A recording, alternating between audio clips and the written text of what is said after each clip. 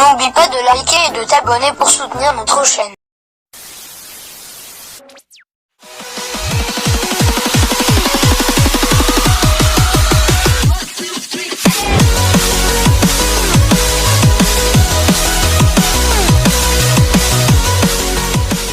Là où il y a les cachots. Et là, Scaer dit: Bonjour, cher monsieur, je suis un enfant. Aidez-moi. Auriez-vous un sesterce? Aidez-moi, je suis un enfant. Et le corbeau aussi: Aidez-moi, je suis un corbeau. Auriez-vous un sesterce? Partez de là, enfant maudit, corbeau maudit, partez de là. S'il vous plaît, par pitié. S'il vous plaît, par pitié, aidez-nous. Alors, le soldat qui gardait la porte du cachot fouilla dans ses poches, car le petit enfant et le corbeau lui ont fait de la peine. Tiens, prends un sesterce. Allez vous acheter un petit repas et partez d'ici. Je ne veux plus vous entendre. J'ai des cachots à surveiller, moi. Alors, ils ont pris le sesterce et ils ont fait semblant de partir. Mais ils ne sont pas partis. Ils sont restés cachés. Et en étant cachés, le soldat, comme il avait beaucoup de cachots à surveiller, il faisait les 100 pas. Dis-moi, le corbeau, c'est lequel, le cachot, où ils sont cachés mes parents? Je sais pas, je crois que c'est le 3e. Mais tu n'as pas compté? Non, j'ai pas compté, je sais pas. Et comment on peut savoir maintenant? Écoute-moi, tu vas rester ici. Et moi, je vais ressortir. Et je vais voler, je vais voir et je reviens.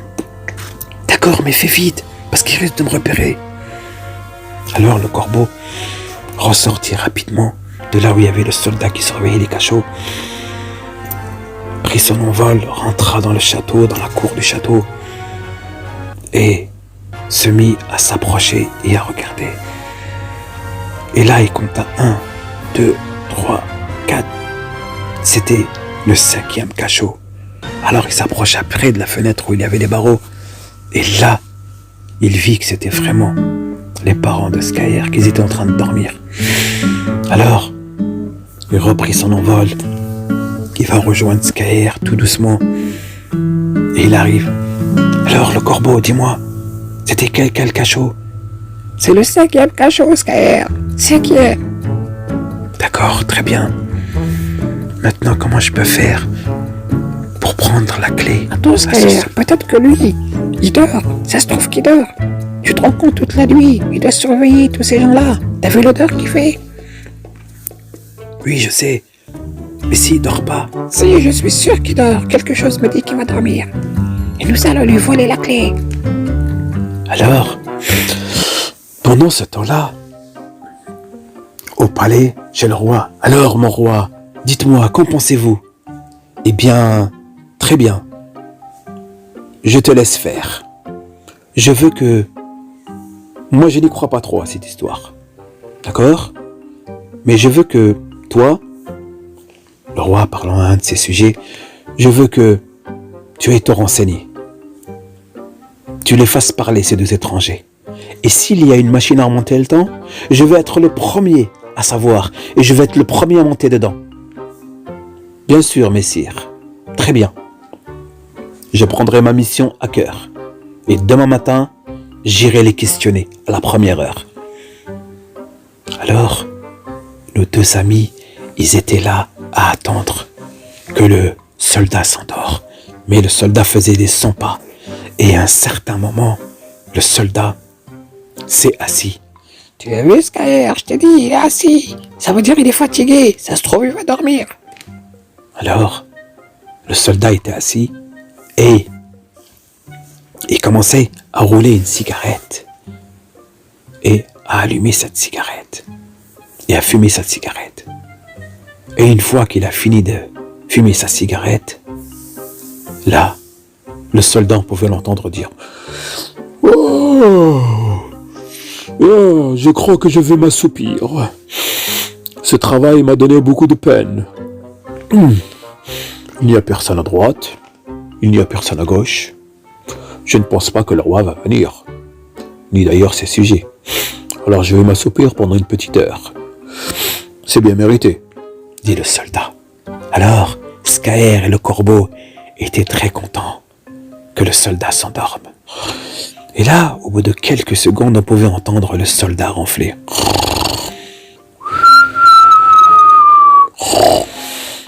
Oh, tu dors! Soldat maudit, libère-nous!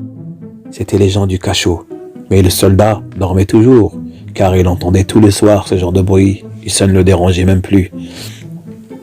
Alors, Scaër et le corbeau s'approchèrent tout doucement, de la poche du soldat, où il avait un grand cerceau, et il avait plein de clés. Alors, il regarde, et on pouvait voir la clé numéro 1, numéro 2, numéro 3, numéro 4, numéro 5. Et là, Scaër dit, « Eh, le corbeau, crois-tu que ça serait celle-là, la clé ?» Oui, je pense que c'est celle-là. Elles sont numérotées. C'est le cachot numéro 5. Donc c'est la clé numéro 5. Es-tu sûr ? Oui, retire-la. Perds pas de temps. Ici, il se réveille. Oui, c'est vrai, tu as raison. Alors Scaër retira la clé tout doucement. Et juste avant d'aller ouvrir le cachot, mais ici mes parents me voyaient, qu'est-ce qu'ils diraient ? Mais non, tais-toi. Ne parle pas. Change ta voix. Tu vas changer ta voix. Nous allons les accompagner jusqu'à la machine. Alors Scaër s'approcha du cachot avec la clé, cacha son visage, et le corbeau aussi, avec des vêtements de l'époque. Et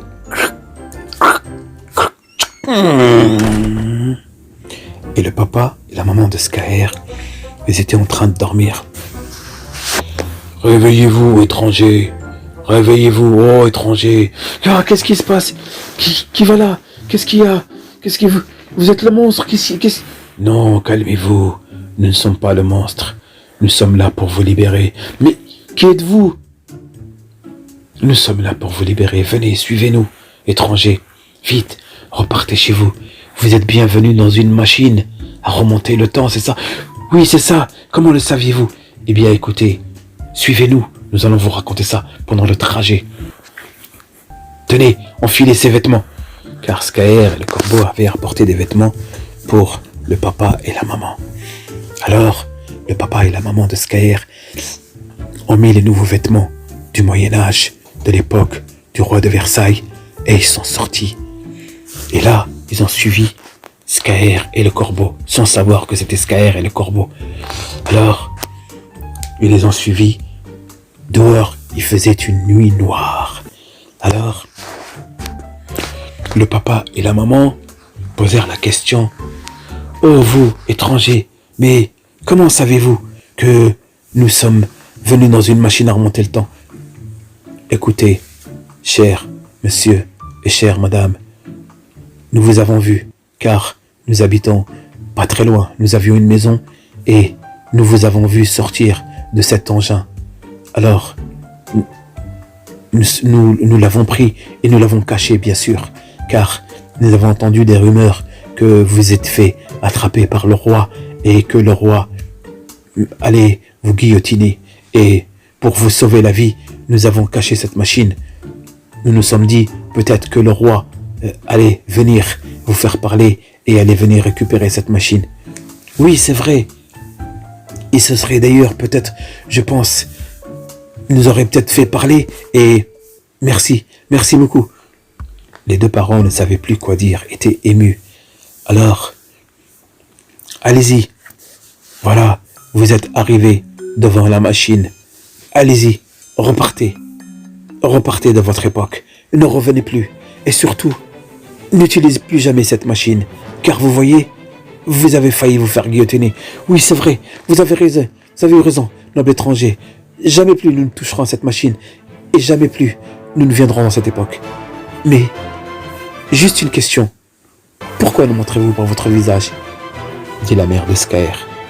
Oh, vous savez, madame, ici, l'époque est dure. Et si je vous montre mon visage, vous prendriez peur. Mon ami aussi, si vous montre son visage, vous prendriez peur. Car nous vivons ici une époque très très dure. Ah, j'imagine. C'est dommage, vous savez. Je n'ai rien pour vous remercier. Ce n'est rien, madame. Ce n'est rien, monsieur. Repartez, rentrez dans la machine, repartez dans votre époque et ne vous retournez surtout pas. Merci, ô nobles gens. Merci beaucoup, dit le père de Skaer. Et ils sont montés dans la machine à remonter le temps et ils ont refermé la porte derrière eux. Et Skaer et le corbeau, ils étaient juste devant la porte et ils attendaient que la machine s'allume enfin et qu'elle fasse du bruit pour qu'ils puissent rouvrir la porte sans qu'on les remarque et enfin se cacher dans le petit meuble. Alors, les parents de Skaer réglèrent la machine, puis la machine s'alluma et commença à faire de bruit. Et il y a eu des lumières de partout. Et là, c'est le moment. C'est le moment, Skaer. Ouvre la porte. Nous allons rester dans cette époque. Ad vitam aeternam. Arrête de dire ça, corbeau. Oui, alors ouvre la porte. Je veux pas rester dans cette époque. T'inquiète pas, encore un peu. Et la machine fait du bruit.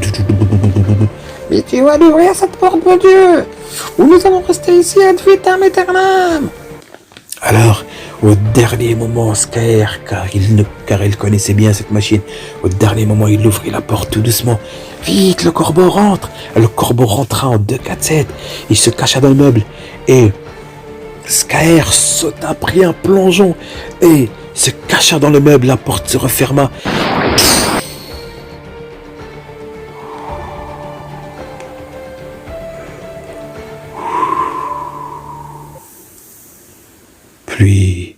Plus rien.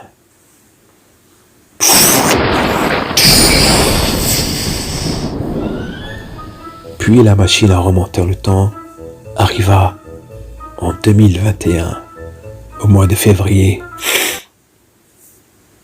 Et là, les parents de Skaer sont arrivés, ils sont sortis, ils ont refermé la machine et ils sont sortis de la grotte pour être sûrs qu'ils étaient arrivés à leur époque. Et là, en voyant le ciel bleu, en revoyant la forêt, leur village, leur maison, et là, le bruit des animaux. Oh chérie, mon Dieu, nous l'avons échappé belle. Oui, nous l'avons échappé belle. Tu sais chérie, c'est de ma faute, dit la maman de Skaer. Non, ce n'est pas de ta faute. Cela nous a fait un voyage, et nous a fait une expérience. Mais doit-on nous le raconter à notre fils Skaer? Skaer était là en train d'entendre. Mais crois-tu? Peut-être que nous lui raconterons ça plus tard, quand il sera grand. Car pour le moment, il est petit et il faut qu'il reste encore un enfant. Nous ne devrions pas lui faire peur avec toute notre histoire. Ah oui, tu as raison chérie, c'est encore un enfant. Il ne dormirait pas la nuit, il ferait des cauchemars. Oh oui, tu ferais des cauchemars. Arrête, le corbeau, il faut nous entendre. Oui, ils te prennent vraiment pour un enfant, alors que c'est toi qui leur as sauvé la vie, toi et moi. Chut, le corbeau, tu vas te taire, ouais. Ils vont nous entendre. Alors, les parents de Skaer partirent dans leur maison, arrivèrent, récupérèrent leurs courses, et là, c'était le plus beau jour de leur vie, car ils étaient sauvés, ils avaient retrouvé leur maison, leur enfant, et c'était vraiment le plus beau jour de leur vie. Et là, le corbeau sortit. Skaer, c'est bon, tu peux sortir, la voie est libre, ils sont rentrés à la maison. Oh là là, mon Dieu.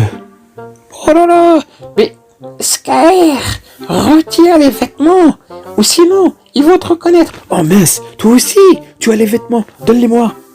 Il faut qu'on les enterre, on les brûle ces vêtements. Non, il faut les jeter. Mais non, tu sais ce qu'on va faire? Laisse-les dans la machine à remonter le temps. T'inquiète pas, ils reviendront plus ici, tes parents.